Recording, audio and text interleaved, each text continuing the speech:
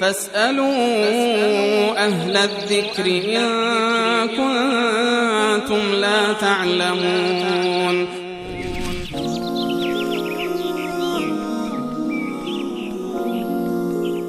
بیننده پرسیدن من یه دختر 6 ماه دارم و همسرم دوباره باردار شده، اما برای بچه دار شدن زود است. آیا اجازه دارم سقط جنین کنم؟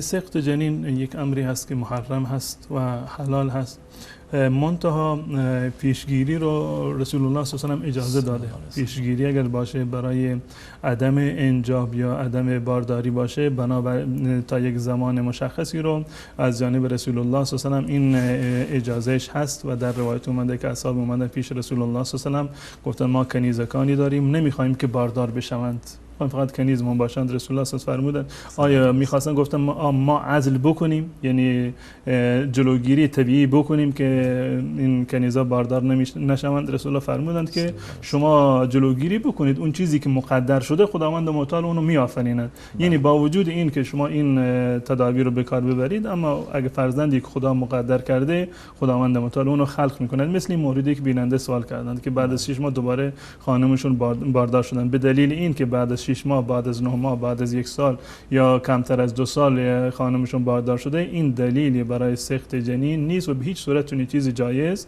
نیست. زمانی که یک نطفه منعکس شده سقطش هم به هیچ صورت جایز نیست، مگر در 2 صورت فقط این سقط جنین جایز است. صورت اول این که پزشک متخصص تشخیص بدهد که وجود این جنین، عدم سقط این جنین به معنی از بین رفتن مادر میشه، یعنی ضرر داره برای حیات مادر. این صورت اولش هست. و صورت دومی که جنین در شکم مادر مرده باشه.